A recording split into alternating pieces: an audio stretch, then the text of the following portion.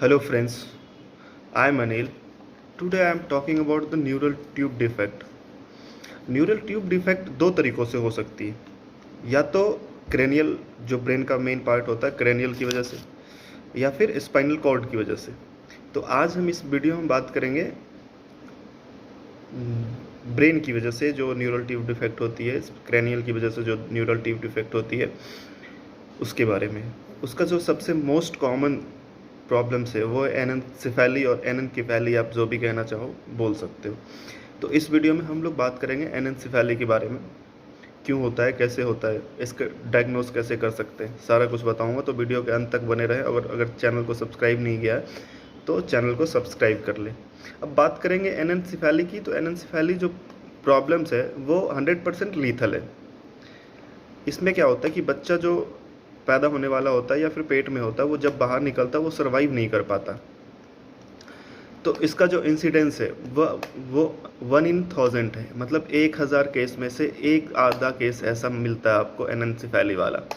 लेकिन आजकल क्या है कि अल्ट्रासाउंड आ जाने की वजह से जो 100% एक्यूरेसी रखती है जांच की, तो उससे जो बर्थ रेट है एनेन्सेफेली का वो 10,000 इन 1 in 10,000 है, मतलब 10,000 में एक केस ऐसा देखने को मिलता है, जो कि आजकल जो अल्ट्रासाउंड है उसकी वजह से ऐसा बर्थ रेट पे काफ़ी अच्छा इफेक्ट आ पा रहा है। क्योंकि अगर पहले पता चल जाए हमें कि बच्चे को एनेन्केफेली है, तो बेटर चांस ये रहता है कि सबसे बढ़िया तरीका ये रहता है कि अबॉर्शन, टर्मिनेशन, उसके जो बच्चे की माँ पेरेंट्स है उनसे कंसल्ट करके उसका टर्मिनेशन करवाना ही बेटर ऑप्शन रहता है, क्योंकि बच्चा सर्वाइव नहीं कर पाता। इस टाइप के बच्चे होता क्या है कि इन एनेन्सेफेली वाला जो बच्चा होता है उनका स्कल वॉल एब्सेंट रहता है। जो भी स्कल वॉल रहता है, जैसे ये ऑर्बिट होगी, ऑर्बिट के ऊपर की सारी चीज़ें एब्सेंट रहती है। ना मेनिंजेस, ना पॉन्स, मेडुला, कुछ भी नहीं होता इनके। अगर होता भी है तो वो हाइपोप्लास्टी होता है या फिर एब्सेंट होता है। अब बात करें कि जो सेरिब्रल हेमिस्फीयर होता है, जो ब्रेन का मेन पार्ट होता है, वो भी रूडिमेंट्री होता है या फिर हाइपोप्लास्टी होता है या फिर पूरी तरह एब्सेंट होता है। ब्रेन, पॉन्स, मेडुला में भी प्रेजेंट और रूडिमेंट्री। ऑर्बिट के ऊपर का जो भी ब्रेन का फॉर्मेशन होना होता है वो नहीं होता। अगर होता भी है तो वो रूडिमेंट्री रहता है। ठीक है, तो इस तरह के बच्चे को सर्वाइव करना काफ़ी मुश्किल होता है। ऑर्बिट जो होते हैं वो बहुत प्रोमिनेंट हो जाते हैं, इसीलिए इन टाइप के बच्चों को या तो फ्रॉग आई या फिर मिकी माउस अपीयरेंस भी कहते हैं। अल्ट्रासाउंड में हमें जो टिपिकल पैटर्न दिखाई देता है वो फ्रॉग आई पैटर्न दिखाया देता है। Facial bone may be present or may not be present, it can't decide. जो फेस होता है ना वो ट्राइंगुलर होता है। ब्रेन के ऊपर का कोई भी मेनिंजेस नहीं होता, स्किन नहीं होता, कोई भी लेयर नहीं होता, स्कल वॉल एब्सेंट रहता है। जो ब्रेन होता है वो एमनियोटिक फ्लूइड के डायरेक्ट कांटेक्ट में होता है, जिसकी वजह से क्या हो सकता है कि ब्रेन में हेमरेज होने की चांसेस काफ़ी बढ़ जाते हैं। एमनियोटिक फ्लूइड इसकी जो है वो डायरेक्ट कांटेक्ट में होता है ब्रेन के, क्योंकि कोई भी लेयर होता नहीं है ऑर्बिट के ऊपर, जनरल केस में ऐसा बता रहा हूँ। और जो ब्रेन हेमरेजिक टिश्यू होता है उसकी तरह दिखाई देने लगता है। अब बात करें, ये कॉमन, सबसे ज़्यादा कॉमन है फीमेल में एज़ कम्पेयर टू मेल। जो फीमेल इज टू मेल का रेशियो है वो 3:1 और 4:1 का है। अगर इनकी जो प्रोग्नोसिस है बहुत ज़्यादा पुअर है, बच्चा बर्थ के कुछ ही आवर्स के बाद ख़त्म हो जाता है, वो सर्वाइव नहीं कर पाता। 100% लीथल है ये बीमारी। अगर किसी को है, अगर किसी को बाई चांस अगर ऐसा हो जाता है तो एबॉर्शन या टर्मिनेशन बेस्ट ऑप्शन है इन बच्चों के लिए, क्योंकि बच्चा जैसे अगर बाहर आ भी जाता है गलती से तो वो सर्वाइव नहीं कर पाता। जन्म के 2-3 घंटे काफ़ी हो जाते हैं इनके लिए। अब बात करेंगे CNS embryology neural tube defect का। तो न्यूरल ट्यूब डिफेक्ट होता क्यों है, इसको समझने के लिए थोड़ा सा न्यूरल ट्यूब डिफेक्ट की बेसिक एनाटॉमी समझ लेते हैं। जो न्यूरल ट्यूब होता है, सॉरी, उसका 2 एंड होता है। मान लो न्यूरल ट्यूब हुआ जब बेबी कंसीव हो जाता है, 3rd वीक मतलब 21 डेज के आसपास न्यूरल ट्यूब, एक बेबी कंसीव हो जाता है तो न्यूरल ट्यूब बनना स्टार्ट हो जाता है। 23rd डेज के आसपास न्यूरल ट्यूब बनना स्टार्ट हो जाता है। तो न्यूरल ट्यूब का एक पाइप की तरह होता है, ऐसा एक पाइप होता है जिसका 2 एंड होता है।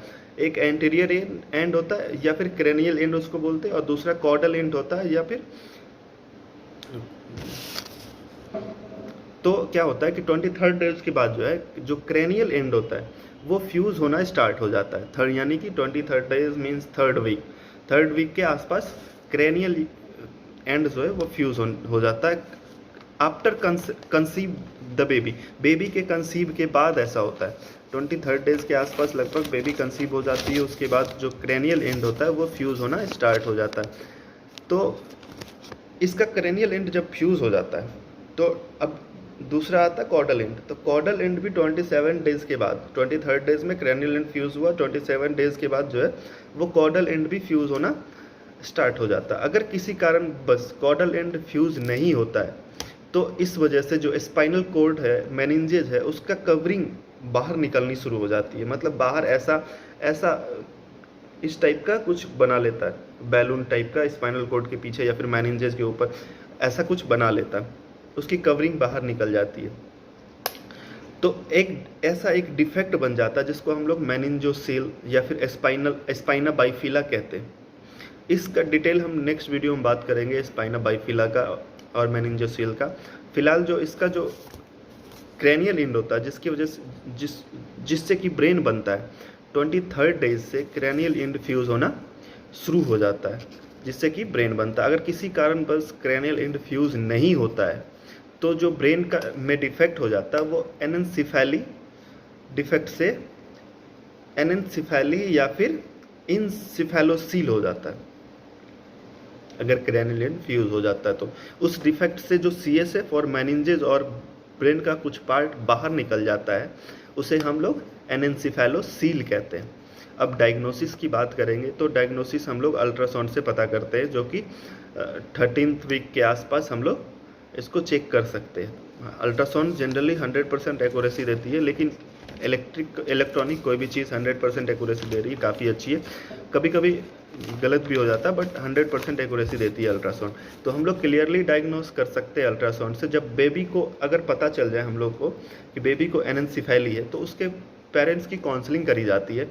अब काउंसलिंग करी जाती है और एक ही एडवाइस दिया जाता है, टर्मिनेशन की, और टर्मिनेशन को ही एबॉर्शन भी कह सकते हैं। तो क्योंकि बच्चे का सर्वाइवल बहुत ही ज़्यादा डिफिकल्ट होता है। ब्लड टेस्ट में क्या होता है कि इसका सीरम अल्फा फीटोप्रोटीन और एसिटाइल कोलिन, इनकी एसिटाइल कोलिन एस्ट्रेज की क्वांटिटी बढ़ जाती है। इस तरह से इसको डायग्नोस कर सकते हैं। अब एनेन्सेफेली होने का सबसे मेन कारण है क्या? तो ये मेनली जेनेटिक फैक्टर और इन्वायरमेंटल फैक्टर की वजह से हो सकता है। अब जेनेटिक फैक्टर में कुछ जीन्स में डिफेक्ट आ जाएंगे जिसकी वजह से एनेन्सेफेली हो सकता है। इन्वायरमेंटल फैक्टर में अगर बात करें तो फॉलिक एसिड की डिफिशियंसी हो जाती है, जो सबसे मेन कारण है वो फॉलिक एसिड की डिफिशियंसी हो जाती है, जिनकी वजह से क्या होता है कि न्यूरल ट्यूब डिफेक्ट होता है। तो जब भी कोई भी मदर अगर बेबी कंसीव करती है तो उससे 1 महीने पहले से हम लोग फॉलिक एसिड का टेबलेट देना स्टार्ट कर देते हैं। और दूसरा मेन कारण है वो जिंक डिफिशियंसी या फिर विटामिन ए की डिफिशियंसी की वजह से होता है। लेकिन अभी तक ये साइंटिफिकली प्रूवन नहीं है कि जिंक और विटामिन ए की डिफिशियंसी से एनेन्सेफेली होता है। तो ये था हमारा एनेन्सेफेली। नेक्स्ट वीडियो में हम लोग बात करेंगे स्पाइना बाइफिला के बारे में, बट यही था हमारा एनेन्सेफेली आज के लिए। अगर वीडियो अच्छा लगे तो लाइक, सब्सक्राइब और शेयर ज़रूर कर देना। Thank you.